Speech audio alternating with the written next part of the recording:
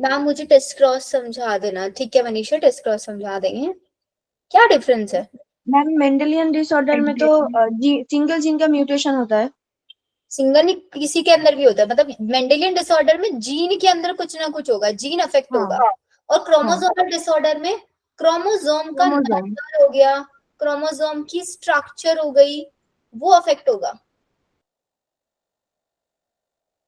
Chromosome का number या फिर स्ट्रक्चर अफेक्ट होगा क्रोमोसोमल डिसऑर्डर के अंदर। क्रोमोसोम के अंदर कोई डिसऑर्डर है तो हम उसको डिटेक्ट कर सकते हैं कैरियोटाइपिंग से, बट जीन के अंदर अगर कोई डिफेक्ट हो रहा है उसको तो हम नहीं डिफेक्ट कर सकते, उसको नहीं आइडेंटिफाई नहीं कर सकते। कैरियोटाइपिंग में हम क्रोमोसोम्स का ऐसे मैपिंग मिल जाता है ना हमको, उसमें देख लेंगे क्रोमोसोम डिलीट हुआ है, ऐड हुआ है, उसकी शेप वेब में कुछ गड़बड़ हुई है तो। लेकिन क्रोमोसोम के अंदर भी अगर जीन में कोई प्रॉब्लम आई है वो तो नहीं बता पाएंगे ना हम लोग। अब इन दोनों में से नेक्स्ट जनरेशन में इनहेरिट सबसे ज्यादा कौन होगा? मेंडेलियन डिसऑर्डर होगा। मैक्सिमम चांसेस मेंडेलियन के हैं, बट क्रोमोसोमल डिसऑर्डर भी इनहेरिट होता है क्योंकि दोनों ही जेनेटिक डिसऑर्डर है। अब अगर मेरे को मेंडेलियन डिसऑर्डर पता करना है तो मैं कैसे पता करूंगी फिर कि मेंडेलियन डिसऑर्डर है या नहीं है? इसको हम पेडिग्री एनालिसिस पेडिग्री एनालिसिस से याद रखना है। ठीक है, अब आ जाओ आगे। दो चीजें होती हैं, एक होता है ऑटोसोमल और एक होता है एक्स लिंक। ऑटोसोमल और एक्स लिंक में क्या डिफरेंस है? सिंपली हमारे पास टोटल 44 क्रोमोसोम्स होता है या 46 होता है? 46 मैम 46 होता है। इन 46 में से 44 क्रोमोसोम्स क्या होता है? ऑटोसोम ऑटोसोम्स होता है। Chromosomes two sex chromosome X Y. Allosomes भी बोल देते हैं ना 6 क्रोमोसोम्स को। Yes ma'am. ये हुआ। तो अब अगर आपका, हमने अभी बात किया ना कि या तो क्रोमोसोम के नंबर में या स्ट्रक्चर में डिफरेंस आएगा, क्रोमोसोम के अंदर बैठे हुए जीन में इफेक्ट आएगा। तो अगर वो चीज ऑटोसोम्स में हो रही है तो हम उसको क्या बोलेंगे? Autosomal trait. Yes ma'am. Autosomal बोलेंगे ना अगर इन 44 में हो रहा है। और एक्स लिंक कब बोलेंगे? जब वो 6 क्रोमोसोम में हो रहा है। Yes ma'am. डिफरेंस समझ में आ रहा है? तो हम, ये तो हो गया दो टर्म्स, ऑटोसोमल और एक्स लिंक। एक होता है आपका रिसेसिव और एक होता है डोमिनेंट। डोमिनेंट। रिसेसिव का मतलब होता है कि आपका जनरेशन का स्किपिंग आपको देखने के लिए मिलेगा, जनरेशन स्किपिंग होगा। डोमिनेंट में नो स्किपिंग। अब ये स्किपिंग नॉन स्किपिंग क्या है? इसका मतलब ये है कि लेट सपोज पहली जनरेशन में कोई डिसीज है, वो सेकेंड जनरेशन में भी है, थर्ड जनरेशन में भी है, तीनों जनरेशन में डिसीज है, तो डोमिनेंट हुई डिसीज या रिसेसिव हुई? डोमिनेंट डोमिनेंट, क्योंकि वो हर जनरेशन में अपने आप को शो कर रही है। लेकिन अगर फर्स्ट जनरेशन में है, सेकंड में नहीं है, थर्ड में है, तब उसको क्या मार्क करोगे? उसको आप रिसेसिव मार्क करोगे। ये चीज आपको ध्यान रखना है। अब हमारे पास जो एक्स लिंक है ना, हमारे पास दो डिसऑर्डर्स हैं जिनको हम बोलते हैं एक्स लिंक रिसेसिव डिसऑर्डर। अब आप मेरे को इससे पहले नाम बताओगे किस टाइप का डिसऑर्डर होंगे? सबसे पहला एक्स लिंक है तो इसका मतलब ये जो डिसऑर्डर है कहाँ है? 6 क्रोमोसोम्स के ऊपर है। और रिसेसिव है तो इसका मतलब जरूरी नहीं है सारी जनरेशंस में ट्रांसफर होगा, यही चीज ना। यस तो एक्स-लिंक्ड रिसेसिव में we have two cases. The first one is colour blindness haemophilia. और हीमोफीलिया। हीमोफीलिया कलर ब्लाइंडनेस के अंदर क्या होता है? ये कलर ब्लाइंडनेस में ऑब्वियसली आपका जो जीन है वो कौन सा जीन अफेक्ट होगा? वो जीन अफेक्ट होगा जो आपको कलर आइडेंटिफाई करने में हेल्प कर रहा है। और कलर आइडेंटिफाई करने में आपकी कौन सी तो हेल्प करता है? Yes ma'am. कौन सा हेल्प करता है? तो ये कौन सा अफेक्ट करेगा? अब इसके अंदर अगर आप केसेस देखेंगे तो वही होता है ना कि रेड ग्रीन में आइडेंटिफाई नहीं कर पाते, ब्लू लगता है। रेड और ग्रीन के बीच में डिस्टिंग्विश करने की जो कैपेबिलिटी है वो लॉस्ट हो जाती है इसके अंदर। कर लोगे? Yes ma'am. हीमोफीलिया के अंदर क्या होता है? हीमोफीलिया कैसा डिसऑर्डर है? एक ब्लड डिसऑर्डर है। क्वालिटेटिवली ब्लड की क्लॉटिंग नहीं हो पाती है, ब्लड की क्वालिटी को अफेक्ट करता है, तो इसलिए हम इसको बोलते हैं क्वालिटेटिव डिसऑर्डर। कैसे इफेक्ट करता है इसके अंदर, ब्लड में क्लोटिंग नहीं हो पाती है, क्लोटिंग नॉट अकर्स। तो ब्लड को क्लोट कराने वाले जो फैक्टर्स हैं वो अफेक्ट हो जाएंगे यहाँ पे,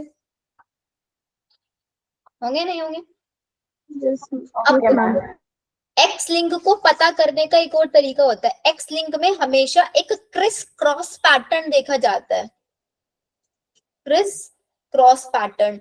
क्रिस क्रॉस पैटर्न का मतलब ये है, लेट सपोज हमारे पास, मेनली इसको फादर लिखता है, लेट सपोज हमारे पास फादर इफेक्टेड है, तो फादर से हमेशा वो जाएगा इनहेरिटेंस किसमें, डॉटर में। और अगर आपकी मदर इफेक्टेड है तो मदर से सन। अगर आपको इस टाइप का पैटर्न देखने के लिए मिल रहा है पेडिग्री में, तो आप डायरेक्टली इसको क्या मार्क कर दोगे, एक्स लिंक मार्क कर दोगे। लेकिन अगर आपको ऐसे दिख रहा है कि फादर से डॉटर और सन दोनों में जा रहा है, या फिर फादर से सन में जा रहा है, तब आप उसको क्या मार्क करोगे, ऑटोजोम मार्क करोगे, क्योंकि ऑटोजोम 44 ऑटोजोम तो सबके अंदर कॉमन होता है। सिर्फ वेरिएशन किस में पाया जाता है, मेल के अंदर होता है XY, फीमेल के अंदर होता है XX। ये ठीक है। तो इसीलिए अगर आपका फादर से डॉटर में गया और मदर से सन में गया, ये वाला केस हुआ, तो वो हुआ हमारा एक्स लिंक। और स्किपिंग ऑफ जनरेशन हुआ तो डायरेक्टली लिख देना क्या है, रिसेसिव है। तो वी हैव 2 डिसऑर्डर जो कि एक्स लिंक रिसेसिव में आते हैं। इनको याद रखने का तरीका, कलर ब्लाइंडनेस और हीमोफीलिया। क्लोटिंग नहीं हो पाता है, हीमोफीलिया, और आप रेड और ग्रीन में आइडेंटिफिकेशन नहीं कर पाते हो, this is your colour blindness. Colour blindness. अब एक चीज और बताओ, ये एक रिसेसिव डिसऑर्डर है। रिसेसिव का मतलब क्या होता है कि लेट सपोज हमारे पास कोई फीमेल है, ठीक है, फीमेल के अंदर दोनों XX क्रोमोसोम होते हैं, तो फीमेल का एक X क्रोमोसोम इफेक्ट हो गया, तो क्या ये फीमेल के अंदर कलर ब्लाइंडनेस होगा? नहीं मैम। तो इसका मतलब फीमेल के अंदर दोनों X क्रोमोसोम इफेक्ट होने जरूरी है ना? Yes ma'am. लेकिन मेल के अंदर तो एक ही X क्रोमोसोम होता है, तो वही अफेक्ट हो गए, तो बेचारे हमारे मेल अफेक्टेड बन गए। अगर हम इस डिसीज के चांसेस पूछे मेल और फीमेल में से ज्यादा किसके अंदर होंगे? तो वी कैन से कि ये जो डिसीज होती है दोनों ही एक्स लिंक रिसेसिव वाली फीमेल्स के अंदर रेयर पाई जाती है, इनके मिलने के सिर्फ 0.4% चांस होते हैं। ठीक है, चलो एक्स लिंक रिसेसिव डिसऑर्डर हमारा क्लियर। अब नेक्स्ट आ जाते हैं हमारे पास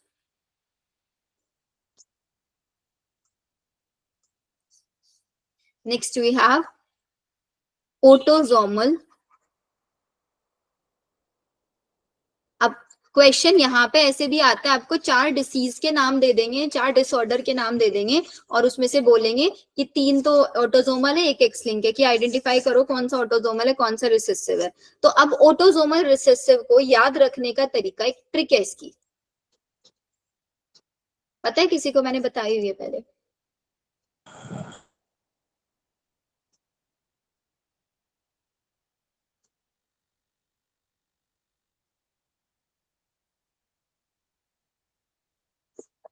अल्का से सिक था, सिक मतलब बीमार था, किससे? फिनाइल पीने से। Alka is what? एल्केप्टोन्यूरिया।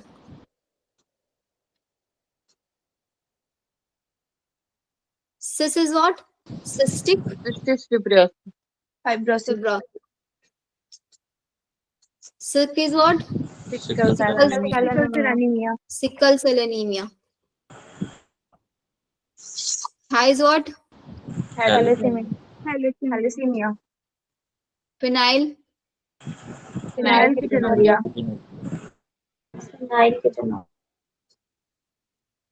तो इसका मतलब ये जो आपकी 5 डिसीज है, ये पांचों की पांचों क्या है? ऑटोसोमल रिसेसिव है। तो अगर क्वेश्चन आ गया तो ये आप कर सकते हो? Yes ma'am. कर सकते हो ना? एल्केप्टोन्यूरिया, सिस्टिक फाइब्रोसिस और सिकल सेल एनीमिया, थैलेसीमिया और आपका फिनाइल कीटोनूरिया, ये सारे के सारे डिसीज आपकी ऑटोसोमल रिसेसिव है। अब ऑटोसोमल रिसेसिव है तो हमको यहाँ से पता चल गया ऑटोसोमल है तो ये आपका मेल फीमेल से सन डॉटर किसी में भी जा सकती है। कोई क्रिस क्रॉस इनहेरिटेंस नहीं दिखाएगा।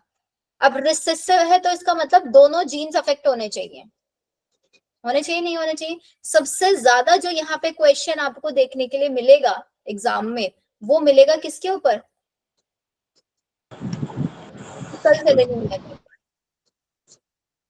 इसको तो 100% याद करके चले जाना, इसको तो छोड़ना ही मत। सिकल सेल एनीमिया पहला क्वेश्चन कैसी डिसीज है? ऑटोसोमल डिसीज है। जीन, कौन सा जीन अफेक्ट है? क्रोमोसोम नंबर 11 के ऊपर जीन होता है, वो अफेक्ट होता है। ये जीन काम क्या करता है? ये जीन आपकी हीमोग्लोबिन की beta globin chain of haemoglobin बनाने के लिए रिस्पॉन्सिबल होता है। ये होता क्या है इसके अंदर? आपका नॉर्मल जीन होता है CTC, ठीक है, और GAG ये नॉर्मल जीन है। म्यूटेशन में क्या हुआ यहाँ पे देखना,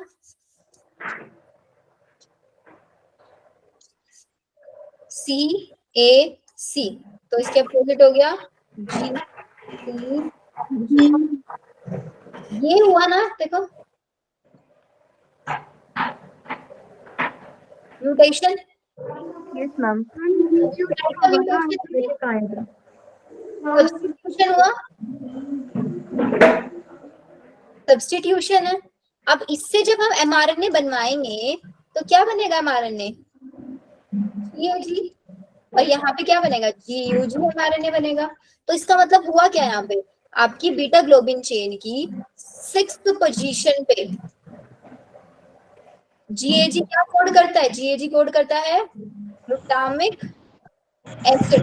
नॉर्मली क्या कोड होना चाहिए था? ग्लूटामिक एसिड, लेकिन जी ए की जगह पे जैसे ही आ गया यू, तो अभी क्या कोड करने लग गया? वैलिन कोड करने लग गया, जिसकी वजह से आपकी जो बीटा ग्लोबिन चेन है उसमें 6 पोजीशन पे वैलिन है as compare to glutamic acid, जिसकी वजह से क्या हुआ? आपका जो हीमोग्लोबिन है, आरबीसी है, ये आरबीसी की नॉर्मल शेप कैसी होती है? बताई थी अभी बॉडी फ्लूइड सॉल्यूशन में, बाइकनकेव। तो ये बाइकनकेव से कैसी हो जाती है? सिकल सेल शेप बन जाता है ये। अब सिकल शेप बन गया है। सिकल शेप कैसी होती है? कुछ कुछ ऐसे। अब आप खुद बताओ, एक शेप ये है, इससे ये शेप बन रही है, तो इस सिकल सेल को डिफिकल्टी होगी ना ब्लड वेसल्स के थ्रू ट्रांसफर होने में? Yes ma'am. तो अब ये एक ऐसा डिसऑर्डर नहीं है कि मतलब भाई एक जीन अफेक्ट हुआ था जिसने बीटा ग्लोबिन चेन को अफेक्ट किया, उसकी वजह से हमारे पास हमारे आरबीसी की शेप चेंज हो गई। अब आरबीसी की शेप चेंज हुई तो आरबीसी का सरफेस एरिया कम हो गया। सरफेस एरिया कम हुआ तो प्रॉपर अमाउंट में ऑक्सीजन भी नहीं लेके जा रहा है, आपको रेस्पिरेटरी डिसऑर्डर हो गए। मतलब एक जीन ने बहुत सारे कैरेक्टर्स को अफेक्ट कर दिया, नहीं कर दिया? Yes ma'am. Yes ma'am. This condition is known as when one gene affecting more than one character is known as sickle cell. Pleiotropy. This is very very very important. Pleiotropy में क्या होता है? One gene many character control. affecting Control many characters. तो pleiotropy का best example है हमारा sickle cell anaemia. Done कर लोगे? Yes ma'am. चलो, सिकल सेल एनीमिया के बाद नेक्स्ट डिसीज जो हम लोगों को पढ़नी है, दिस इज योर फेनाइलकीटोनूरिया। फेनाइलकीटोनूरिया भी एक प्लियोट्रॉपी का ही एग्जाम्पल है। अब आपको प्लियोट्रॉपी समझ में आ गया तो अब आप आसानी से बता दोगे कैसे है। देखो, फेनाइलकीटोनूरिया कैसी डिसीज है? ऑटोसोमल रिसेसिव है। इसका जो जीन है वो क्रोमोसोम नंबर 12 पे है। सिकल सेल एनीमिया के किस पे था? 11 पे था। इसके अंदर क्या होता है? ये जीन एक एंजाइम को बना रहा है। भाई ये जीन अफेक्ट हो गया तो ऑब्वियसली इस जीन का कोड करने वाला एंजाइम नहीं। एंजाइम का नाम है फेनाइलएलेनिन हाइड्रोक्सिलेज। ये फिनाइलएलेनिन हाइड्रोक्सिलेज एंजाइम का फंक्शन क्या था? इस एंजाइम का फंक्शन था फिनाइल एलेनिन को किसमें कन्वर्ट करना? टायरोसिन में। अब जब मेरे पास ये एंजाइम ही नहीं बन पा रहा है तो फिनाइलएलेनिन से टायरोसिन भी नहीं बन पाएगा। Yes yes ma'am. क्या होगा, ये फिनाइलएलेनिन आपके टिश्यूज के अंदर एक्यूमुलेट हो जाएगा, टिश्यूज में एक्यूमुलेट हो जाएगा और एक्यूमुलेट होके एक हार्मफुल कंपाउंड में कन्वर्ट होगा, phenyl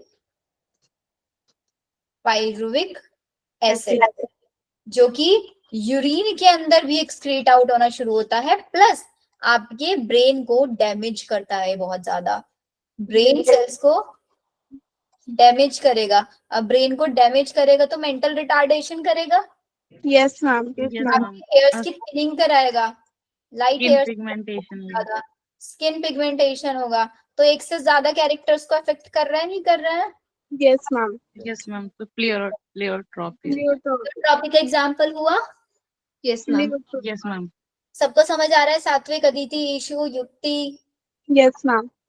nice. Ma'am. Yes ma'am. कोई प्रॉब्लम होगा कहीं पे भी सेम टाइम पे बता देना बेटा। चलो नेक्स्ट चीज आप, यस जागृति, कोई प्रॉब्लम है बेटा, बोलो जागृति। मैं वो पूछ रही थी कि सिकल सेल एनीमिया प्लेयोट्रोपिक कैरेक्टर कैसे शो करता है? प्लेयोट्रॉपी कैसे है, तो बेटा सिकल सेल प्लेयोट्रॉपी कैसे हो, तो देखो पता है अभी मैंने आपको कि सिकल सेल ने क्या किया, सिकल सेल ने सिर्फ बीटा ग्लोबिन का जो जीन था वो अफेक्ट हुआ था, उसकी वजह से हमारे पास 6 पोजीशन पे ग्लूटामिक की जगह वेलिन आ गया, जिसकी वजह से हीमोग्लोबिन की शेप बदल गई, हीमोग्लोबिन की शेप बदलते ही आरबीसी की शेप चेंज हो गई, बाइकनकेव से सिकल सेल शेप। अब आरबीसी की शेप बाइकनकेव थी ताकि वो ज्यादा से ज्यादा ऑक्सीजन कैरी कर पाए, अब उसकी शेप सिकल सेल बन गई तो अब वो ज्यादा ऑक्सीजन भी नहीं कैरी कर पाएगा, वो ब्लड वेसल्स के थ्रू इजीली ट्रांसपोर्ट नहीं हो पाएगा, आपकी बॉडी में रेस्पिरेटरी प्रॉब्लम आनी शुरू हो जाएगी, आपकी बॉडी को प्रॉपर ऑक्सीजन नहीं मिलेगा। तो हो रहा है नहीं हो रहा है एक से ज्यादा कैरेक्टर्स अफेक्टेड, इसलिए आपका प्लेयोट्रॉपिक एग्जांपल है। Next case we have thalassaemia.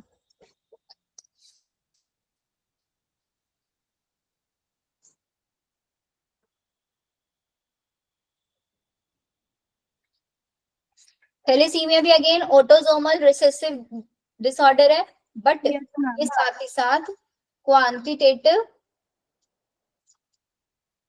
Blood disorder है। क्वालिटेटिव कौन सा था मैम हीमोफीलिया। हीमोफीलिया, वो ब्लड की क्वालिटी अफेक्ट कर रहा था, कैसे, ब्लड के अंदर क्लोटिंग को रोक रहा था, क्लोटिंग नहीं हो रहा था, यहाँ पे ब्लड की क्वांटिटी कम हो जाएगी, ब्लड की क्वांटिटी मतलब लो आरबीसी काउंट हो जाएगा,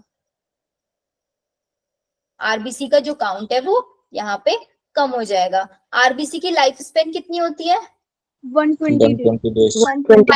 5.5 मिलियन इनका नंबर होता है यस मैम। ना। तो अगर हम बात करें हमारे पास जो हीमोग्लोबिन की चेन होती है वो जनरली 3 टाइप की होती है, अल्फा हीमोग्लोबिन, बीटा हीमोग्लोबिन और गामा।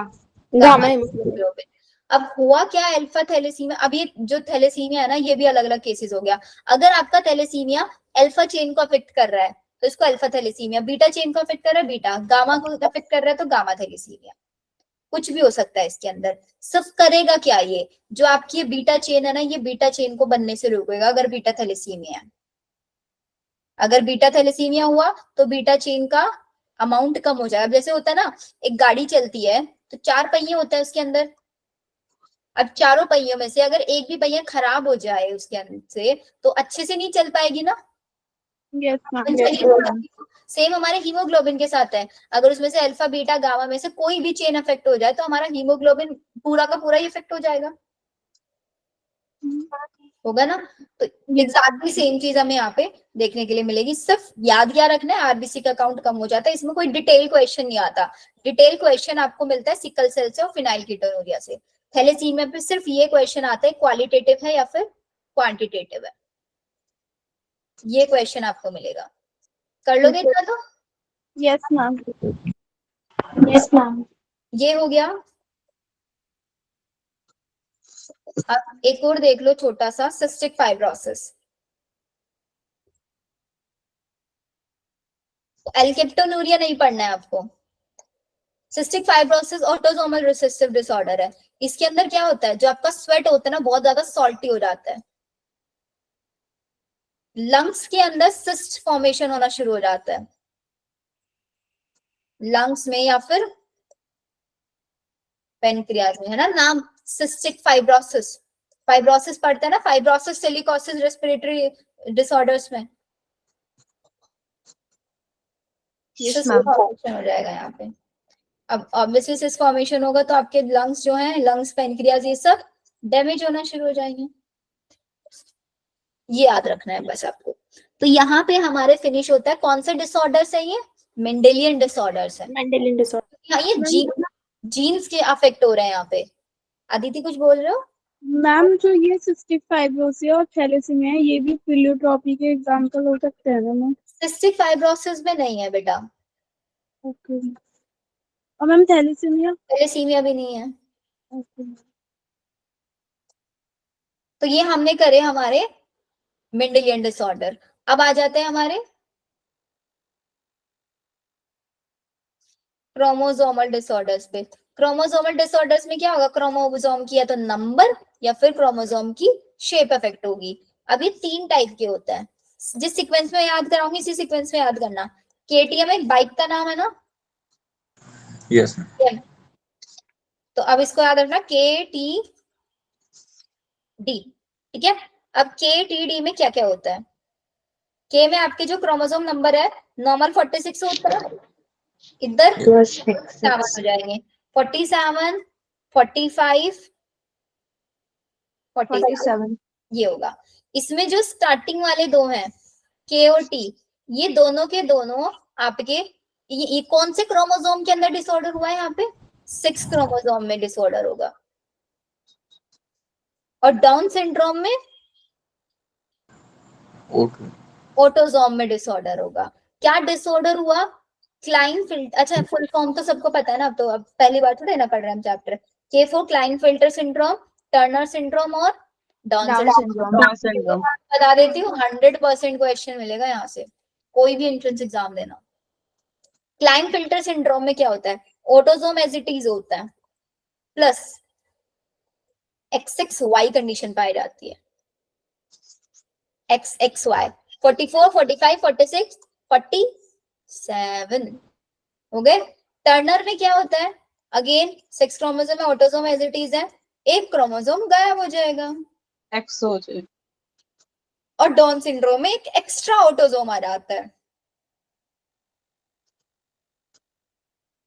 XX भी हो सकता है ये, और XY भी। यहाँ पे क्वेश्चन बहुत आता है कि ये जो एक्स्ट्रा क्रोमोसोम ऐड हुआ है ना, एक्स्ट्रा ऑटोसोम ऐड हुआ है, कहाँ पे ऐड होता है ये 21 21। फर्स्ट क्रोमोसोम, क्रोमोसोम पेयर में होता है, तो 21 पेयर पे एक एक्स्ट्रा क्रोमोसोम आ गया है, तो इसको ट्राइसोमी बोल सकते हैं। Yes Yes. मैम। क्योंकि पहले Yes, ma'am. अब वहां पे एक और आ गया, एक साथ 3 हो गए, तो वी कॉल इट ट्राइसोमी। और Down syndrome is also known as Mongolian IDC, Mongolian IDC। Clear, is it done? चलो, यहाँ पे क्लाइनफिल्टर सिंड्रोम में क्या बनेगा, यहाँ पे आपका स्टेराइल मेल बनेगा, और इधर क्या बनेगा, इधर आपकी स्टेराइल फीमेल फीमेल बनेगी। यहाँ पे 2 क्रोमोसोम में से एक क्रोमोसोम गायब हो गया है, तो इधर ट्राइसोमी है, तो इधर क्या है, मोनोसोमी। अब इनके जो फीचर्स है वो आप पढ़ ही लोगे। क्लाइनफिल्टर सिंड्रोम में क्या होता है, मेल स्टेराइल है, तो मेल के अंदर उसका जो होता है ना मस्कुलर बॉडी होती है, हाइट अच्छी खासी होती है, तो टॉल स्टेचर होगा उसका, पुअर बियर्ड होगी, पूरी बॉडी पे हेयर्स होंगे बहुत ज्यादा। गायनेकोमेस्टिया समझते हो? Yes ma'am. गायनेकोमेस्टिया का मतलब क्या होता है, breast development in males, development of breast males के अंदर। एंड जो टेस्टिस होंगी वो बहुत रिड्यूस्ड होंगी, एज वेल एज स्पर्म का जो काउंट है वो बहुत कम हो जाएगा। और स्टेराइल फीमेल में क्या होगा, शॉर्ट स्टैचर हो जाएगा, उसकी हेयर लाइन का लो पोस्चर हो जाएगा, वेब्ड नेक हो जाएगी, उसका जो फेस जो है वो थोड़ा हार्ट शेप का दिखने लग जाएगा, ब्रेस्ट डेवलपमेंट अच्छे से नहीं होगा, ओवरी रूडिमेंट्री होंगी, रूडिमेंट्री का मतलब होता है अंडर डेवलप होंगी, कोई मेंस्ट्रुअल साइकिल नहीं होगी उसके अंदर। और डाउन सिंड्रोम में ब्रॉड फेस हो जाता है, फ्लैट हो जाता है, आंखें बिल्कुल ऐसे सूजी हुई बाहर की साइड निकली हुई स्लेंट आईज हो जाएंगी, उसका जो माउथ है पार्शियली ओपन माउथ हो जाएगा, ठीक है, उसके रिंकल्ड टंग्स जो है वो थोड़ा रिंकल्ड होना शुरू हो जाएगी, एज वेल एज उसकी जो पाम क्रीज है वो बहुत डीप हो जाएंगी, हाथों की जो लकीरें होते हैं बहुत डीप डीप दिखने लग जाएंगी, हाइट छोटी होगी, और उसको बाय बर्थ हार्ट डिसीज होगी। ये सब एनसीईआरटी ने मेंशन करके लिखा हुआ है, ये तो डायरेक्ट याद करने वाली चीज है, कर लोगे? सारे टीचर्स तो नहीं लिखे मैम एनसीईआरटी की बुक में। ये कैरेक्टरिस्टिक्स नहीं लिखे हुए हैं? नहीं मैम, डाउन में तो लिखे हैं, पर मैम जो ये बाकी के जो हैं टर्नर वगैरह मैम उसमें एक दो ही ज्यादा दे रखे हैं, मेंशन इतने कर नहीं रखे। मैं आपको शेयर कर दूंगी नोट्स। Okay ma'am. आप उनको याद कर लेना। तो हमारे जेनेटिक डिसऑर्डर हो गए, हमारे उसमें मेंडेलियन डिसऑर्डर हो गए, और हमारे क्रोमोसोमल डिसऑर्डर हो गए। ऑटोसोमल रिसेसिव को याद करने की ट्रिक क्या है? ऑटोसोमल को याद करने की ट्रिक अल्का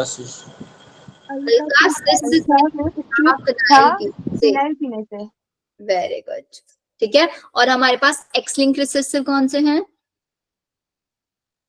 मैम हीमोफीलिया और कलर ब्लाइंडनेस और हीमोफीलिया। हीमोफीलिया क्वालिटेटिव डिसऑर्डर है क्वांटिटेटिव? क्वालिटेटिव। क्वांटिटेटिव कौन सा है? थैलेसीमिया। थैलेसीमिया। किसी को डाउट तो नहीं है यहाँ तक? No ma'am. चलो फिर अब थोड़ा सा क्रोमोसोम के बारे में एक और चीज समझ लो, कभी कभी क्वेश्चन आ जाता है यहाँ पे। क्रोमोसोमल डिसऑर्डर में हमने देखा क्रोमोसोम का है तो नंबर कम होगा या फिर उसकी स्ट्रक्चर में थोड़ा डिफरेंस होगा, है ना। तो अब आपका वो दो टाइप से हो सकता है, एनीप्लॉइडी एंड पॉलीप्लॉइडी।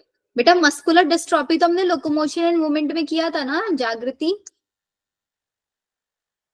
जेनेटिक डिसऑर्डर है मस्कुलर डिस्ट्रॉफी। क्या होता है मस्कुलर डिस्ट्रॉफी में? डीजनरेशन हो जाता है, मसल्स का डीजनरेशन होना शुरू हो जाता है और उसकी वजह से पैरालिसिस वगैरह हो जाता है ना।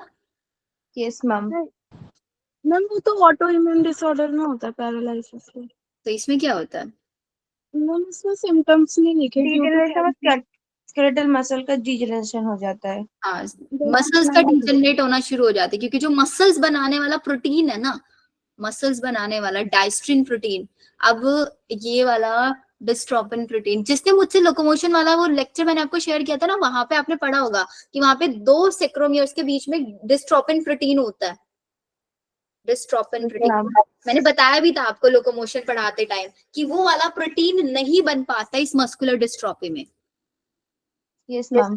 और उस प्रोटीन को बनाने वाला जीन अफेक्ट हो जाता है, जिसकी वजह से वो प्रोटीन नहीं बनेगा। प्रोटीन नहीं बनेगा तो मस्कुलर डिस्ट्रॉफी हो जाएगा, ठीक है। चलो, so I was telling you aneuploidy and polyploidy. Aneuploidy और पॉलीप्लॉइडी में बहुत बेसिक सा डिफरेंस है। पॉलीप्लॉइडी में क्या होगा ना, आपके पूरा सेट ऑफ क्रोमोसोम में चेंज आएगा, पूरा क्रोमोसोम का सेट अफेक्ट हो जाएगा।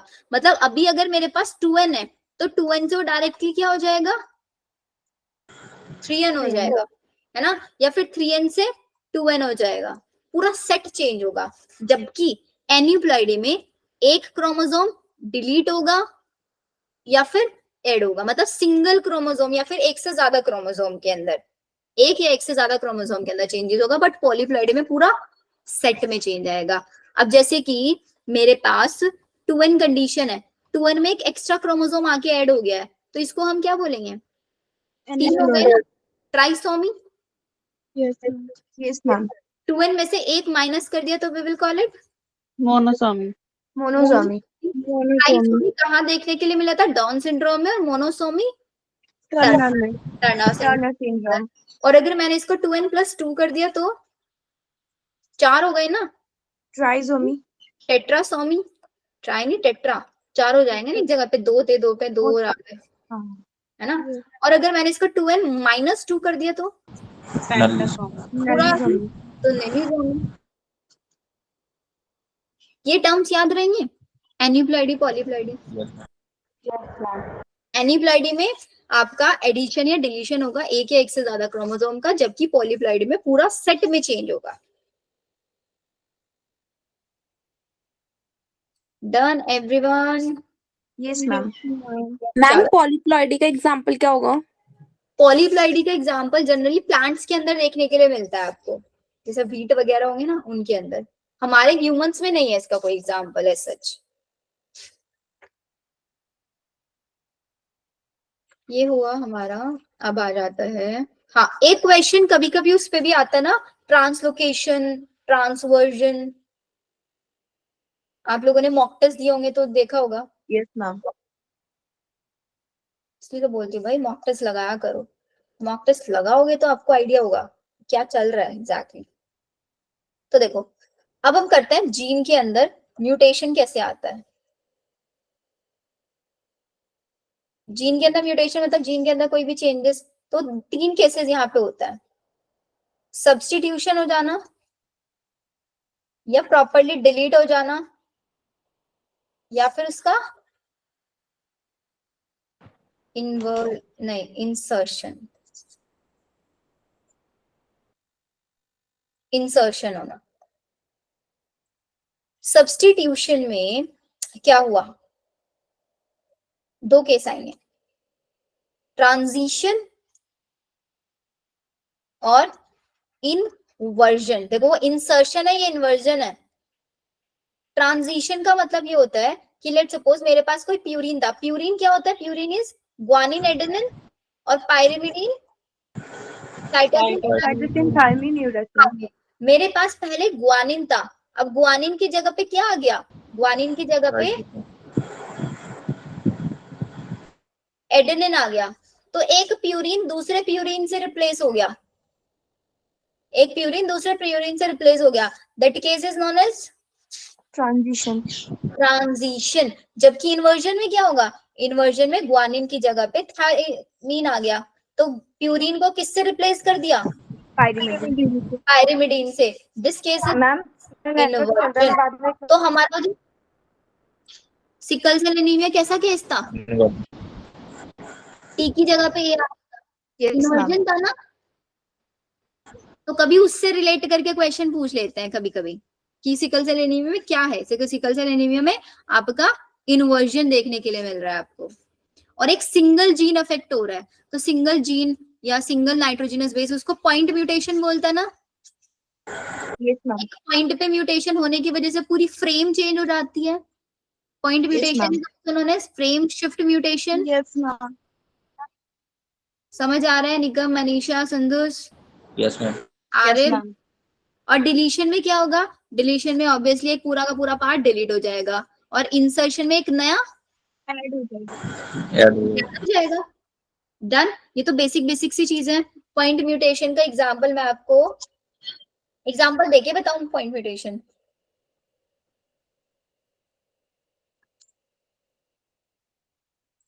ये था, हमेशा हम इसको 3-3 की फॉर्म में पढ़ते हैं ना। Yes ma'am. यहाँ से ए डिलीट करा दिया मैंने, तो ए डिलीट करा के क्या बचा? GAA, GAC, ATA। अब इस फ्रेम को पढ़ना, GAA एज इट इज है, यहाँ पे GAA था अब GAC हो गया, यहाँ पे CAT था अब ATA। तो पूरी की पूरी फ्रेम चेंज हो गई। Yes ma'am. तो इसको फ्रेम शिफ्ट म्यूटेशन। और यहाँ पे हमने क्या करा? Point mutation. बट अगर हम पॉइंट म्यूटेशन ना करा के इस पूरे GAA को ही गायब कर देते तो GAA एज इट इज रहता, CAT एज इट इज रहता। उसको हम ग्रॉस म्यूटेशन बोल सकते थे, जिसमें पूरी फ्रेम चेंज ना होती मेरी। Yes ma'am. Yes ma'am. एक सिंड्रोम सुनने के लिए मिलता है कभी कभी, कभी कभी क्वेश्चन आता है, हमेशा नहीं आता। क्राई डू कैट सिंड्रोम, क्या होता है ये? इसमें क्या होता है ना, ह्यूमंस में क्रोमोसोम नंबर 5 की शॉर्ट आर्म डिलीट हो जाती है, डिलीशन ऑफ, और उस शॉर्ट की भी half arm, half of short arm, जिसकी वजह से जब ये होता है ना सिंड्रोम किसी के अंदर है, तो जब छोटा बच्चा है वो, तो उसकी जो रोने की आवाज आएगी ना, वो बिल्कुल ऐसे आएगी जैसे कैट रोती है, इसीलिए इसका नाम cri du cat syndrome. Cry मतलब रोने की आवाज, du similar to the cat. किसकी वजह से होता है, कभी क्वेश्चन पूछ लेते हैं कौन से क्रोमोसोम नंबर और उसकी शॉर्ट आर्म को डिलीट करने की वजह से होता है, लॉन्ग आर्म को डिलीट करने की वजह से होता है। डायरेक्ट मैम और क्वेश्चन है, इसमें और भी कुछ होता है क्या? और कुछ नहीं है, इतना याद रखना है अभी आपको इसमें। कर लोगे? Yes yes ma'am. Yes ma'am. चलो ये हो गया। अब इसके बाद हमारे पास जो सबसे इम्पोर्टेंट वाला पार्ट है वो है आपका सेक्स डिटर्मिनेशन। तब आ जाओ सेक्स डिटर्मिनेशन पे।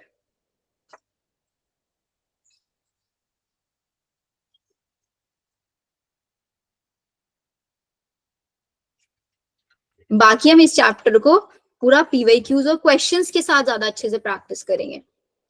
अब सेक्स डिटर्मिनेशन में आपको डायरेक्टली चीजें याद रखनी है। मेल हेट्रोगैमेटिक क्या होता है, फीमेल हेट्रोगैमेटिक क्या होता है, किसके अंदर पाया जाता है, वो सारी चीजें। तो लिखो मेल हेट्रोगैमेटिक। ह्यूमंस में मेल हेट्रोगैमेटिक पाया जाता है ना, क्योंकि XY होता है यस ना। मैम। तो मेल हेट्रोगैमेटिक में भी दो केस है, फीमेल XX है और मेल XY हो गया। फीमेल को ऐसे लिखते हैं, मेल को ऐसे लिखते हैं, एक एक केस हुआ। एग्जाम्पल इसका क्या है, ह्यूमन से डायरेक्टली यस मैम। ड्रोसोफिला, या फिर एक और केस भी तो हो सकता है, XX तो फीमेल है लेकिन मेल क्या हो जाए, XO हो जाए। तो क्रैश ऊपर मैम। ये किसके अंदर, ग्रास ऊपर ग्रास होपर या फिर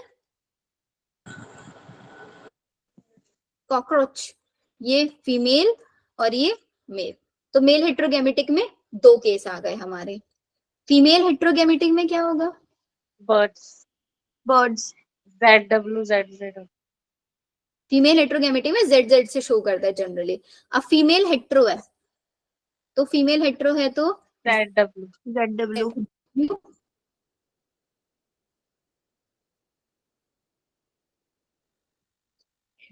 ठीक है, ये आपकी फीमेल। दूसरा केस Z, ये वाला ZW वाला केस पाया जाता है आपके बर्ड्स और रेप्टाइल्स में, और ये वाला पाया जाता है आपका बटरफ्लाई और मॉथ। बटरफ्लाई और मॉथ के अंदर। तो यहाँ पे फीमेल हेट्रोगैमेटिक है, तो यहाँ पे मेल होमोगैमेटिक है ना। Yes ma'am. यहाँ पे मेल हेट्रो है तो यहाँ पे फीमेल होमो है। क्वेश्चन कैसे भी ट्विस्ट करके पूछ लेंगे, यस मैम। पूछ सकते हैं। कर लोगे फिर इसको? Yes ma'am. चलो फिर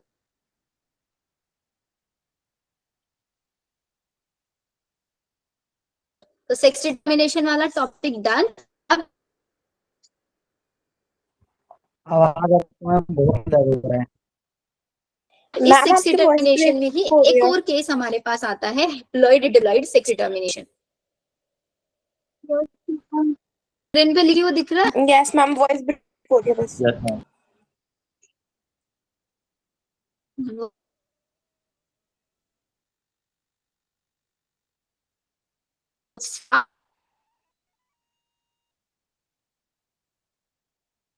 आप ही लोगों की क्लास में होती है मेरी हमेशा। इससे मैम, पहले break मैं हो इतने रही सारे है। बैचेस लेके आई हूँ, तब तो बहुत किसी ने नहीं बोला वॉइस ब्रेक हो रहा है। बहुत ज्यादा ब्रेक हो रहा है ma'am.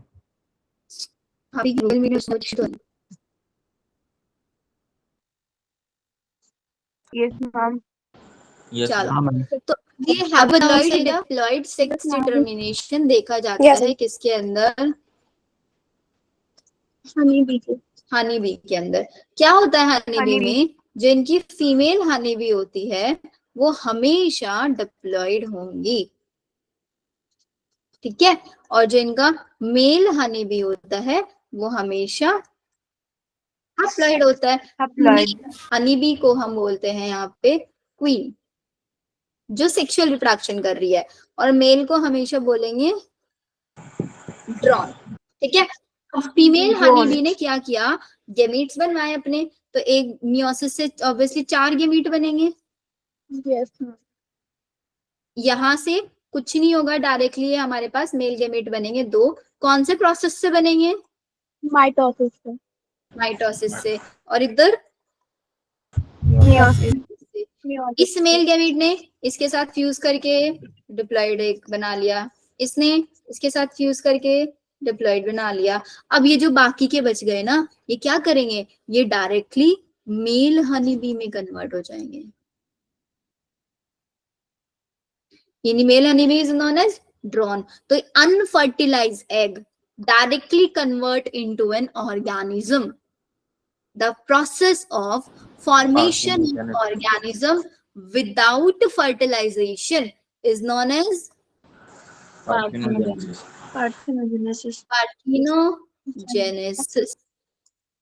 The process of formation of organism without fertilization is known as parthenogenesis. और ये हमेशा क्या? यस बेटा। मैम ये वर्कर होते हैं ड्रोन। वर्कर बेटा, वर्कर बी होती है, वर्कर कभी मेल नहीं होता। यहाँ पे जो है फीमेल बना ना, अब ये 2 बनी, तो दोनों में से एक ने तो क्या किया? एक तो बन गई क्वीन, तो अब इसका काम होगा सिर्फ और सिर्फ क्या करना? रॉयल जेली खाना और फर्टिलाइजेशन करना, ठीक है। और एक ने क्या करा? एक ने रॉयल जेली नहीं खाया, तो ये बन गई हमारी वर्कर बी। ये सेक्सुअल रिप्रोडक्शन नहीं करेगी, ये सिर्फ और सिर्फ काम करेगी। ओके। तो आप यहाँ पे हैप्लॉइड डिप्लॉइड को देख के बता सकते हो ना कि अगर हैप्लॉइड है तो मेल है और डिप्लॉइड है तो फीमेल है। इसीलिए इस कॉन्सेप्ट का नाम क्या रखा गया? Haploid diploid sex determination. Ma'am जो डॉर्सोफिला है उसमें मेल हेटेरोगैमेटी हो भी सकता है, नहीं भी हो सकता है, ऐसा हो सकता है? नहीं, मेल हमेशा हैप्लॉइड होगा, मेल कभी डिप्लॉइड हो ही नहीं सकता। क्योंकि मैम डॉर्सोफिला में एक्सएस और एक्स जीरो है, मतलब एक्सओ है, तो फिर वो हेटेरोगैमेटी कैसे हुआ? क्योंकि उसमें तो एक्सओ है। ड्रोसोफिला के अंदर XXY है, ये हनी बी है। हनी बी ड्रोसोफिला अलग अलग है। वो ड्रोसोफिला मेलानोगेस्टर है, जिसके ऊपर एक्सपेरिमेंट किया था मॉर्गन ने, वो अलग है, ये अलग है। ओके मैम, मैंने एक क्वेश्चन किया था ना, तो उसमें ऐसा कुछ क्वेश्चन था जिसमें था मे और मे बी हो सकता है। नहीं बेटा, ऐसा नहीं होगा, क्योंकि हनी बी और ड्रोसोफिला दोनों अलग है। अभी ड्रोसोफिला मैंने आपको मेल हेटेरोगैमेटी में लिखवाया ना। यस मैम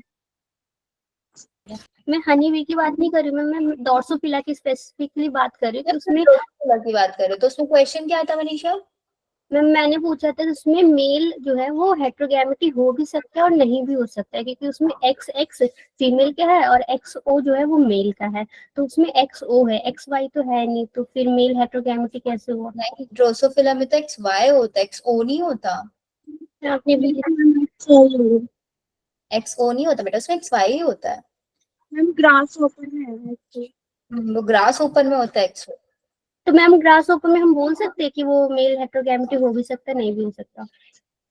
उसके अंदर मेल को XO कंडीशन होगा बेटा, वो तो हमेशा हेटेरोगैमेटी ही होगा वैसे। वो XY, अगर वो XY हो ही नहीं सकता, क्योंकि मेल के अंदर सिर्फ X क्रोमोसोम होगा, X दूसरा होगा ही नहीं उसके अंदर। आप क्वेश्चन भेजना मेरे को अगर है आपके पास वो, ओके मैम। ठीक है। और किसी का कोई डाउट? आरिफ, सात्विक, बिंदु, ईशु, नेहा, दीपू, जेनेटिक्स समझ आ रहा है? जेनेटिक्स पढ़ना था ना? हाँ मैम समझ आ रहा है। चलो, एक नाम आता है हॉलेंड्रिक जीन। हॉलेंड्रिक जीन का मतलब क्या होता है? वो जीन जो कि वाई क्रोमोसोम के ऊपर प्रेजेंट होता है उसको हॉलेंड्रिक जीन बोलते हैं। बस ऐसे याद रखना। जैसे एक्स लिंक का मतलब क्या होता है, जीन किसके ऊपर प्रेजेंट, एक्स क्रोमोसोम के ऊपर, और अगर वाई के ऊपर प्रेजेंट होगा तो उसको बोलेंगे holandric gene. Holandric,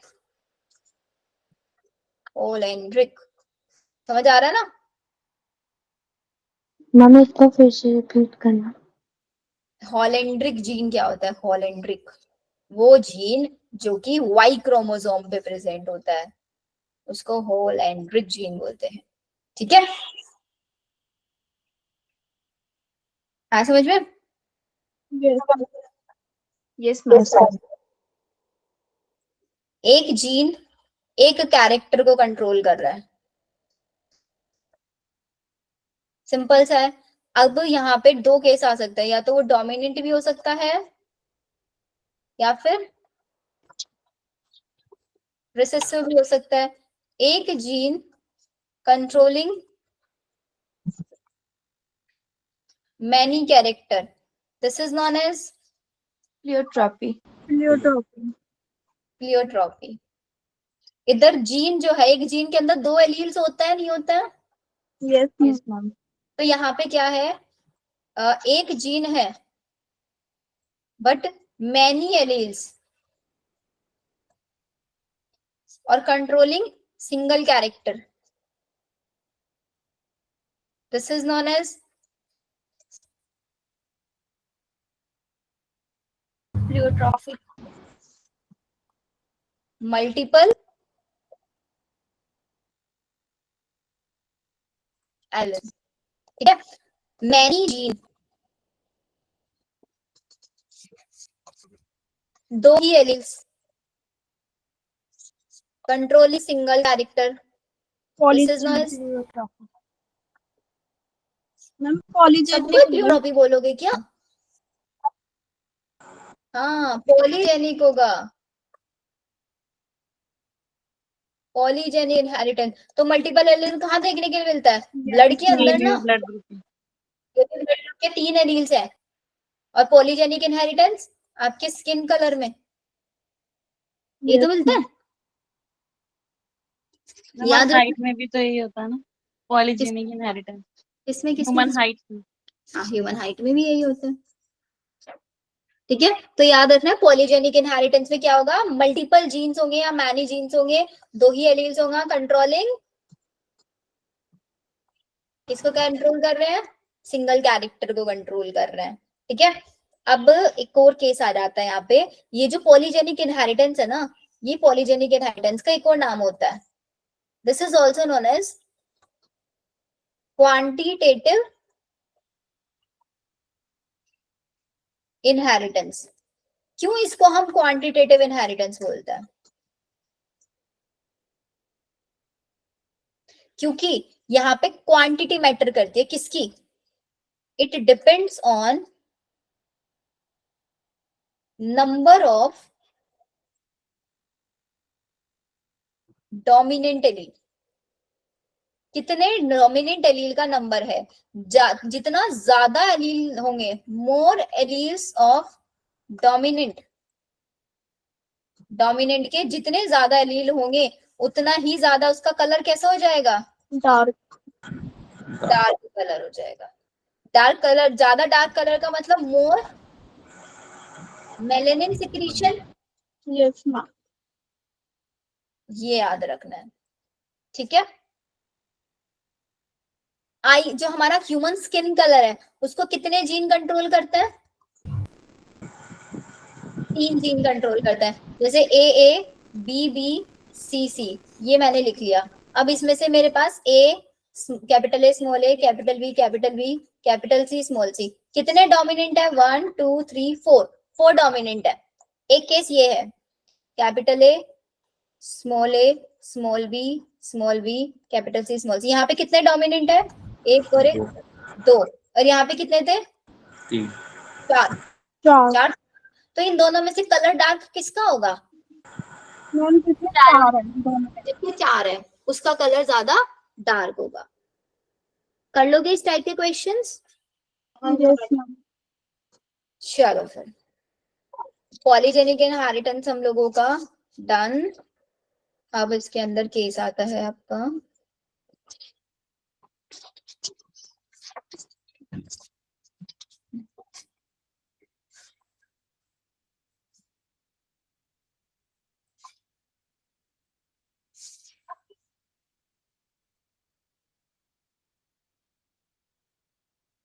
incomplete dominance.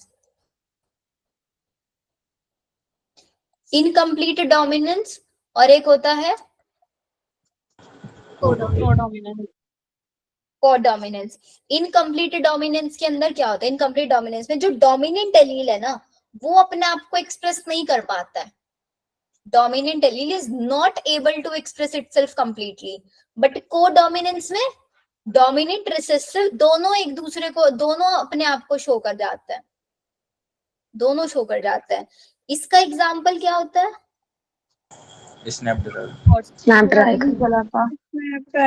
बिलिस जलापा या फिर स्नैपड्रैगन।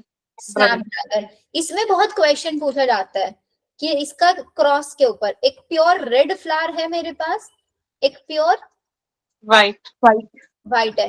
प्योर रेड को कैपिटल आर से लिखा, प्योर व्हाइट को कैपिटल डब्ल्यू लिखा। गेमीट्स बनवाए कैपिटल आर, यहाँ पे भी गेमीट्स बनवाओ डब्ल्यू। तो जो इधर बनेगा फर्स्ट जनरेशन वो कैसा बनना चाहिए? According to the Mendel it should be red ना, यस मैम। बट यहाँ पे कैसा बन गया? पिंक। ये जो हाइब्रिड बना ये बन गया हमारा पिंक। तो हमारे मेंडल तो फेल हो गए थे ना यहाँ पे। मेंडल का लॉ ऑफ डोमिनेंस उन्होंने दिया था कि हमेशा एक डोमिनेंट रिसेसिव में से डोमिनेंट ही अपने आप को एक्सप्रेस करेगा। लॉ ऑफ डोमिनेंस फेल हो गया था। क्यों? क्योंकि वो डोमिनेंस यूनिवर्सली एक्सेप्टेबल नहीं था। अब हमने क्या किया, इसी के अंदर जो फर्स्ट जनरेशन है इसके अंदर सेल्फिंग कराया।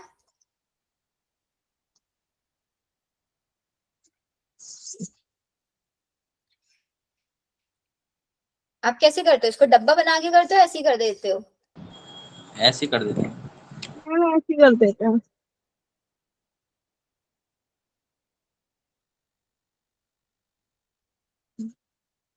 सही करा ना मैंने? Yes ma'am. कहाँ सही करा? ये डब्ल्यू होना था। तब देखो ये आर है, कैसा होगा? रेड होगा। RW पिंक मिला, ये पिंक और डब्ल्यू व्हाइट। तो हमको पता चला कि भाई जो हमारा ये पिंक आया, हमने सोचा भाई पिंक कलर पता कैसे आया होगा, रेड और व्हाइट को मिक्स कर दो लाइट सा रेड बन जाता है, पिंकिश कलर बन जाता है। तो क्यों, क्या पता इसमें अंदर क्या हुआ, दो जीन्स आपस में मिक्स हो गए हो, ब्लेंडिंग हो गया हो। लेकिन फिर जब हमने सेल्फिंग करा के देखा तो सेल्फिंग कराने में मेरे को रेड और व्हाइट वापस से मिल गए।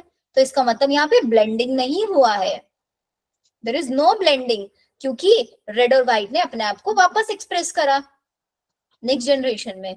तो हमको क्या देखने के लिए मिला? हमको यहाँ पे 1:2:1 यही जीनोटिपिक रेशो है। Yes ma'am. और यही फिनोटाइपिक रेशो है। तो इसका मतलब मेंडल जो था, मेंडल का रेशो क्या आता था? 1:3 आता था। तो ये हमारा रेशो डाइवर्ट हो गया 1:3 से 1:2:1 आ गया।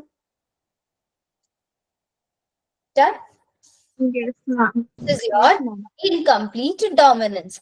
कोडोमिनेंस में तो आपको पता ही है कोडोमिनेंस में क्या होता है। कोडोमिनेंस में जो AB ब्लड ग्रुप है वो दोनों के दोनों डिफरेंट टाइप की शुगर प्रोड्यूस करता है और दोनों अपने आप को एक्सप्रेस करता है नहीं करता है? लेकिन जो आई होता है क्या वो कोई शुगर प्रोड्यूस करता है? No. It does not produce any sugar, कोई भी शुगर ये प्रोड्यूस नहीं कर रहा होता है। सिर्फ इतना आपको याद रखना है, याद रख लोगे? Yes ma'am. चलो ये वाला केस हम लोगों का डन। अब मेरे को वो बताओ, जो हमारा थ्योरी था क्रोमोसोमल थ्योरी, किसने दिया था? सटन एंड बॉबरी ने दिया था। क्रोमोसोमल थ्योरी दिया गया था सटन एंड बॉवरी के थ्रू। इन्होंने क्या करा था, इन्होंने एक पैरेललिज्म दिखाया था मेंडल के फैक्टर के बीच में और क्रोमोसोम के बीच में। अब हम देखते हैं मेंडल का फैक्टर भी हमेशा पेयर में रहता है, नहीं रहता है? Yes, ma'am. क्रोमोसोम भी हमेशा पेयर में रहता है। गैमीट फॉर्मेशन के टाइम पे दोनों अलग अलग हो जाते हैं, ये भी दोनों सेपरेट हो जाता है, Yes. होता है। फिर जब जाइगोट बनता है, जाइगोट के टाइम पे वापस साथ आ जाते हैं, ये भी जाइगोट के टाइम पे वापस साथ आ जाता है। तो इन्होंने यहीं से बोल दिया था कि भाई जो क्रोमोसोम है और जो मेंडल ने फैक्टर बोला, क्योंकि मेंडल ने बोला था ना एक जनरेशन से दूसरी जनरेशन में कुछ तो है जो ट्रांसफर हो रहा है, उस समथिंग को उन्होंने फैक्टर का नाम दिया था। फिर सटन एंड बोवरी ने समथिंग को बोला भाई वो समथिंग कुछ नहीं है, वो क्रोमोसोम है। ये था सिर्फ उनका थ्योरी, बाकी डिटेल में क्वेश्चन इस पे नहीं आता है। याद रखोगे, law of dominance, law of segregation and law of independent assortment, 3 law है हमारे पास। Law of dominance, law of segregation and law of independent assortment. इसके अलावा एक और लॉ माना जाता है लॉ ऑफ पेयर्ड फैक्टर, कि हमेशा आपके जो ये क्रोमोसोम्स हैं ये किस में चलता है, पेयर्स में पाया जाता है। मैम जो लॉ ऑफ इंडिपेंडेंट असॉर्टमेंट और लॉ ऑफ एग्रीगेशन, मैम उसमें फर्क समझ नहीं आता मैम। देखो ना, सेग्रीगेशन का मतलब ये है कि अब ये पेयर में है, लेकिन during gamete formation, gamete formation के टाइम पे सेग्रीगेट हो गए, हो गए नहीं हो गए segregate. Law of independent assortment का मतलब क्या होता है, इंडिपेंडेंट असॉर्टमेंट, इसका मतलब ये है कि भाई इंडिपेंडेंटली ये अपने आप को एक्सप्रेस करने के लिए इंडिपेंडेंट है। अब वो आप जब वो करते हैं ना, इस लॉ ऑफ इंडिपेंडेंट असॉर्टमेंट को हम किससे एक्सप्लेन करते हैं, डाई हाइब्रिड से एक्सप्लेन करते हैं ना। Yes ma'am. तो डाई हाइब्रिड क्रॉस जब आप बनाते हो तो आप देखते हो वहां पे जो हमारे जीनोटिपिक कैरेक्टर हो कितने सारे आते हैं, यस मैम। है ना, कि आपका राउंड जो है, राउंड रिंकल्ड भी के साथ भी होता है, राउंड राउंड भी होता है और रिंकल्ड रिंकल्ड भी होता है। राउंड के साथ अगर हम कोई लेते टॉल भी आएगा, राउंड के साथ ड्वार्फ भी आएगा, तो इंडिपेंडेंटली अपने आप को पेयरिंग कर रहा है ना, कि कोई कहीं पे भी जा सकता है। इसको बोलता है लॉ ऑफ इंडिपेंडेंट असॉर्टमेंट, कि उनका जो सेग्रीगेशन होगा इंडिपेंडेंटली होगा। लॉ ऑफ सेग्रीगेशन में सेग्रीगेट हो गए, लेकिन सेग्रीगेट होने के बाद वो जो मिल रहे हैं ना जाके, वो इंडिपेंडेंटली मिलेंगे किसी के भी साथ। Okay ma'am. और किसी का कोई डाउट? बोलो बोलो जल्दी से। अच्छा, मेंडल ने ये डिस्कवरी किया था, ये कौन से ईयर से कौन से ईयर तक किया था?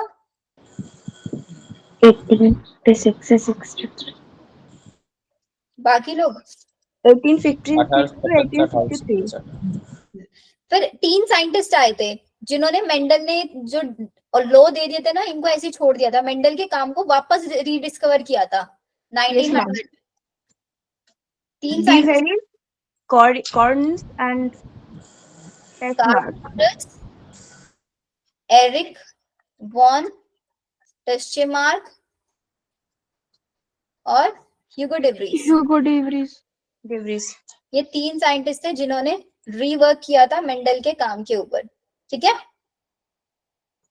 और मेंडल ने पी प्लांट को क्यों सिलेक्ट किया था वो तो आपको पता ही है, शॉर्ट लाइफ स्पैन होता है, ज्यादा sampling, sample size, easy to handle है, ये वाली सारी चीजें तो बहुत बेसिक सी है। अब सीड की शेप राउंड डोमिनेंट होती है, रिंकल्ड रिसेसिव होती है, ये सब तो कर लोगे ना आप लोग। Yes ma'am. Yes ma'am. Yes, ma'am. बाद जो सबसे ज्यादा डिफिकल्ट पार्ट आप लोगों को लग जाता है, दैट्स योर लिंकेज, लगता है ना, yes ma'am. Linkage and recombination. उसको भी देखो बहुत शॉर्ट में कराऊंगी।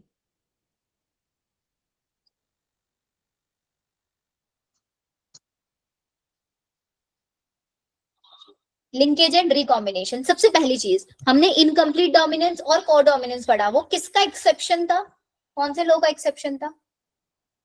Law of dominance. Law of dominance का। लिंकेज एंड रिकॉम्बिनेशन किसका एक्सेप्शन है? Law of independent assortment. Law of independent assortment का। अब कैसे, अभी मैंने जैसे अदिति को समझाया कि भाई हमारे पास जो जीन्स है वो इंडिपेंडेंट है, कोई कहीं भी जा सकता है, लेकिन ऐसा नहीं है कि वो कहीं भी नहीं जाएगा। जैसे लेट्स सपोज ये क्रोमोसोम है, इस क्रोमोसोम के अंदर 2 जीन्स है और ये दोनों के दोनों जीन्स आपस में बहुत ज्यादा लिंक है, इनके बीच की डिस्टेंस बहुत कम है, तो भाई जब नेक्स्ट जनरेशन में जाएंगे तो प्रेफरेबल भी ये दोनों के दोनों साथ जाएंगे ना, यस मैम। क्योंकि आपस में लिंक है तो साथ जाएंगे। तो फिर हम कैसे बोल सकते हैं भाई इंडिपेंडेंट है सॉर्ट होने के लिए? Yes ma'am. नहीं बोल सकते। तो यही है कि भाई distance between genes, distance between two genes अगर वो कम है, बहुत कम है, तो लिंकेज क्या होगा? ज्यादा होगा। Yes ma'am. अगर लिंकेज ज्यादा है, भाई आपस में वो लिंक है तो नया कॉम्बिनेशन नहीं बना सकते ना, यस मैम। तो लेस रिकॉम्बिनेशन होगा। Yes, ma'am. तो distance between two genes is less, तो लिंकेज ज्यादा है, लेस रिकॉम्बिनेशन है। इसी का ही अपोजिट लिख दो अब। अगर डिस्टेंस बिटवीन टू जीन्स वो ज्यादा है, बहुत ज्यादा दूरी दूरी पे कि हाँ एक है, तो भाई चांसेस ज्यादा है ना कि ये वाला इधर निकल जाएगा, ये वाला यही रह जाएगा। Yes ma'am. लिंकेज क्या है इसमें? नहीं, मोर लिंकेज लेस लिंकेज हो जाएगा, मोर रिकॉम्बिनेशन हो जाएगा। मोर रिकॉम्बिनेशन प्लस लेस लिंकेज। बताओ ये वाला केस समझ में आया क्या? Yes ma'am.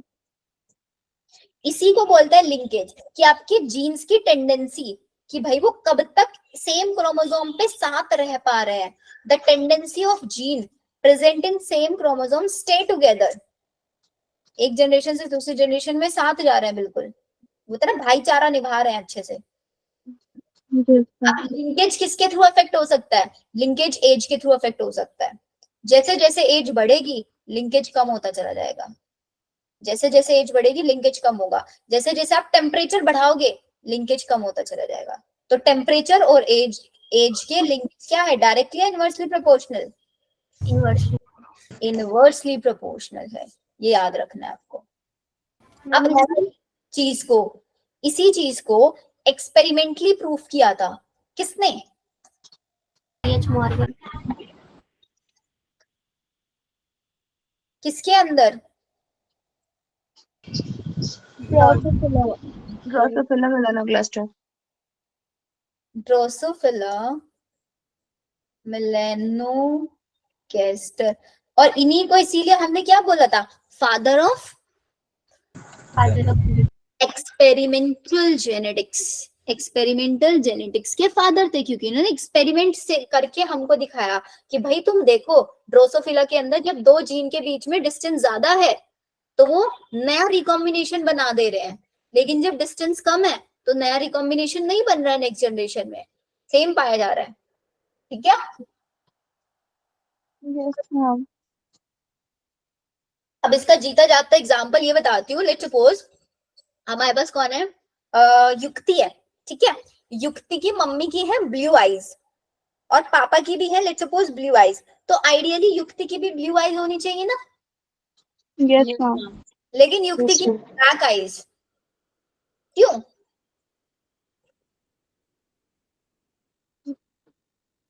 मैम क्योंकि जो जीन होगा ब्लू आइज वाला और ब्लैक आइज वाला उसमें डिस्टेंस ज्यादा होगा। हाँ, क्योंकि वो जो ब्लू आई वाला जीन होगा उसके बीच में डिस्टेंस बहुत ज्यादा होगा, इसलिए नया कॉम्बिनेशन बन गया। मम्मी के अंदर, उसकी मम्मी के अंदर अगर ब्लू आई है तो ब्लू आई के साथ, ब्लू आई डोमिनेंट है लेकिन वहां पे रिसेसिव जीन भी तो होगा ना कुछ। Yes ma'am. फादर में भी होगा। क्या युक्ति? वेरिएशन भी तो हो सकता है। दोबारा बोलो, क्या हो सकता है? वेरिएशन। इवोल्यूशन या वेरिएशन? मैम रेडिएशन बोल रही है वो। बेटा रेडिएशन, रेडिएशन हो सकता है। वेरिएशन बोला है। हम्म। एक ही जनरेशन में वेरिएशन थोड़े ना आता है, उसके लिए तो बहुत सारी जनरेशन लगती है वेरिएशन आने में। Yes ma'am.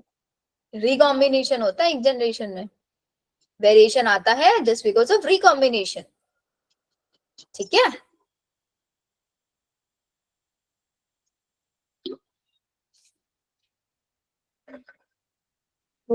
चलो अब जरा इस ड्रोसोफिला का क्रोमोसोम देख लेते हैं हम। क्रोमोसोम की मैपिंग की थी टीएच मॉर्गन के एक स्टूडेंट थे, क्या नाम था उनका? अल्फ्रेड इनके कल क्रोमोसोम की मैपिंग की थी एल्फ्रेड स्टर्टिवेंट, यही था ना नाम? Yes ma'am. एल्फ्रेड स्टर्टिवेंट ने क्रोमोसोम की मैपिंग का मतलब ये है भाई, इन्होंने बता दिया हमको कि भाई देखो इधर एक जीन प्रेजेंट है, इधर एक जीन प्रेजेंट है, और एक जीन इधर प्रेजेंट है। ये पहले वाला जीन किसका है? बॉडी कलर का जीन है। दूसरे वाला आई कलर का जीन है, और तीसरे वाला विंग्स का जीन है। तीनों जीन समझ आए? Yes ma'am. पहला कौन सा है, दूसरा कौन सा है? अब बॉडी कलर में भी इसको, अब देखो भाई, मेंडल ने जो दे दिया, मॉर्गन ने अपना अलग दिया। मेंडल ने क्या बोला था? मेंडल ने डोमिनेंट को कैपिटल लेटर से लिखा था, रिसेसिव को स्मॉल लेटर से लिखा था, है ना? लेकिन मॉर्गन ने ऐसा नहीं किया, मॉर्गन ने कुछ अलग नोटेशन यूज किया अपना। कैसे यूज किया भाई? बॉडी कलर में दो कलर होता है, एक तो ब्राउन कलर और एक येलो कलर। तो ब्राउन जो है वो डोमिनेंट है, तो डोमिनेंट को इन्होंने लिखा स्मॉल लेटर से ही, बट उसके ऊपर प्लस का सिंबल लगा दिया, और रिसेसिव को सिंपली ऐसे लेटर से लिख दिया, है ना? और आई कलर में भी दो कलर पाए जाते हैं, रेड आई और व्हाइट आई। रेड डोमिनेंट है तो इन्होंने इसको लिखा डब्ल्यू, और डोमिनेंट के लिए ऊपर प्लस लगाएंगे, और व्हाइट के लिए सिंपल ये। विंग्स दो टाइप के होंगे, नॉर्मल विंग्स हैं और एक बहुत छोटे छोटे से विंग्स हैं, मिनिएचर विंग्स हैं। तो इसको M प्लस और इसको भी M से, है समझ में? अब आप खुद बताओ, जब मैं बॉडी कलर और आई कलर के बीच में क्रॉस कराऊंगी, दोनों के बीच में क्या है? डिस्टेंस कम, तो रिकॉम्बिनेशन ज्यादा होगा या कम होगा? कम होगा। कम होगा ना, डिस्टेंस कम है तो लिंकेज ज्यादा होगा, तो इसका मतलब पेरेंटल जो बनेंगे वो ज्यादा होंगे ना। तो पेरेंटल 98.7% जो ड्रोसोफिला बनी ना, वो कैसी बनी? जैसे हमने पेरेंट यूज किए ऐसे बने। और रिकॉम्बिनेंट कितनी बनी? 1.3 परसेंटेज याद रखना, ये 1.3, 1.3%। ठीक है। और फिर जब हमने इनके बीच में करा, लेट्स सपोज बॉडी कलर और विंग्स के बीच में कर लिया, तो डिस्टेंस ज्यादा हो गई, डिस्टेंस ज्यादा है तो यस मैम। होगी, तो इसका मतलब पेरेंटल क्या बनेंगे? 62.8%। 2.8%, और रिकॉम्बिनेंट 37.2%। ये परसेंटेज आपको ध्यान रखनी है। हैं? कर लोगे यार? पता नहीं। Yes ma'am. चलो, इतना हम लोगों का डन। अब मेरे को बताओ इस चैप्टर में और कोई टॉपिक रह गया है क्या? टेस्ट क्रॉस समझा दो। हाँ, टेस्ट क्लोज बताती हूँ आपका। अब एक और चीज, एक और पॉइंट। अब हमको ना दोनों के बीच में जो डिस्टेंस है ना बेटा, उस डिस्टेंस को हम किस में मेजर करते हैं? मैप यूनिट में, MU से। तो अब एक चीज ये बोलता है कि भाई इनके बीच में जितनी डिस्टेंस होगी ना, दो जीन के बीच में जितनी डिस्टेंस होगी, उतने ही उसकी रिकॉम्बिनेशन फ्रीक्वेंसी होगी। तो recombination frequency is equals to what? Recombination frequency is equals to distance between genes। और इसको किस में लिखते हैं? MU से लिखते हैं। What is MU? Map unit से। तो अगर किसी के बीच में दो MU डिस्टेंस है तो उसकी रिकॉम्बिनेशन फ्रीक्वेंसी कितनी हो गई? 2% हो गई। 10 है तो 10% हो गई। क्लियर? Yes ma'am. चलो, अब आ जाता है मनीषा का टेस्ट क्रॉस। टेस्ट है तो भाई टेस्ट किस लिए किया जाता है? किसी चीज को आइडेंटिफाई करने के लिए। मैं आप लोगों का टेस्ट क्यों लेती हूँ? ये पता करने के लिए ना कि भाई आप लोगों को कितनी चीजें समझ में आ रही है, कितनी चीजें समझ नहीं आ रही है, इसी के ना लेते हैं ना टेस्ट। तो टेस्ट क्रॉस में क्या करता है, मेरे पास एक अननोन प्लांट है, ठीक है, अब मेरे को इस अननोन प्लांट का जीनोटाइप पता करना है, ठीक है। अच्छा जीनोटाइप ही क्यों पता कर रही हूँ, फिनोटाइप क्यों नहीं पता कर सकती हूँ मैं? मैम फिनोटाइप तो बाहर से ही पता चल जाता है, देख क्योंकि पता लग जाएगा। बाहर से देखने में मिल जाएगा। अब ये जो फिनोटाइप है मतलब जीनोटाइप है, मैं कैसे प्लांट का पता करूंगी, टॉल या फिर ड्वार्फ का? मतलब जो टॉल होगा उसका। टॉल का। ड्वार्फ का ड्वार्फ क्यों का नहीं तो करूंगी? क्योंकि ड्वार्फ का ड्वार्फ का सेम ही होता है बाहर स्मॉल का टी भी। स्मॉल टी होगा।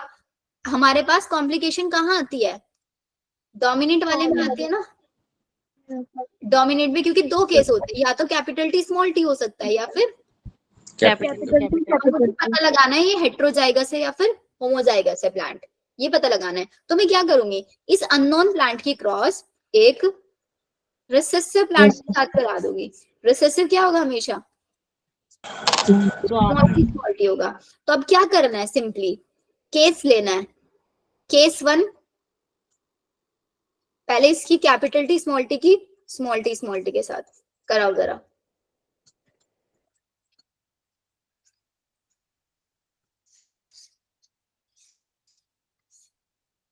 Capital T small T, capital T small T, small T small T small T, क्या मिल रहा है, 50% टॉल मिले, 1:1 मिलेगा।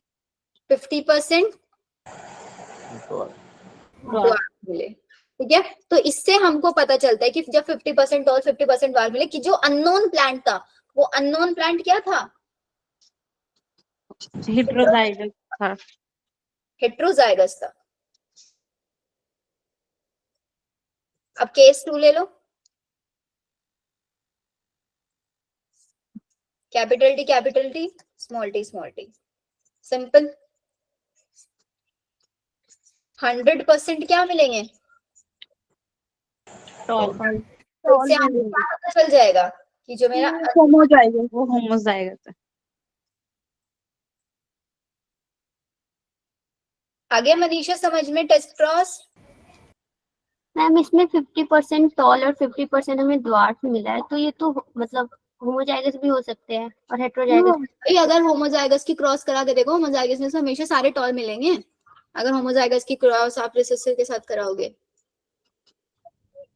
ओके, मतलब कॉम्बिनेशन में इसमें मिला है, जैसे कि टॉल भी मिला है ड्वार्फ भी मिला है, तो हेट्रोजाइगस है। हाँ वो हेट्रोजाइगस होगा, 1:1 मिल रहा है अगर। ओके मैम, और ओनली अगर हमें टॉल मिल रहा है तो होमोजाइगस, और जो हम इसमें प्लान मतलब मोस्टली डोमिनेंट का चेक करने के लिए करते हैं, रिसेसिव का नहीं किया जाता है इसमें। हाँ ओके मैम, इसमें क्वेश्चन ऐसे ही पूछते हैं किसका करने के लिए करते हैं और किसका नहीं, मेरे को कंफ्यूजन आ रही थी बस। चलो, तो हमारा यहीं पे चैप्टर फिनिश। इसके अलावा अनिश्वा बताई थी पेडिग्री एनालिसिस हम कर चुके हैं अनिश्वा, क्योंकि 2 ही स्टेप थे। पहला पता करना डोमिनेंट रिसेसिव, मैंने आपको बता दिया, स्कीमियो जनरेशन में नहीं होगी। सेकंड ऑटोसोमल रिसेसिव, आपको चेक करना है फादर से सिर्फ डॉटर में जा रहा है तो वो एक्स लिंक, और फादर से डॉटर सन दोनों में जा रहा है तो वो ऑटोसोमल। बाकी इस चैप्टर को हम लोग अपने PYQs और क्वेश्चन से स्ट्रॉन्ग बनाएंगे। बट होमवर्क में व्हाट यू विल डू, आप इस चैप्टर का एनसीईआरटी बहुत अच्छे से करके आओगे।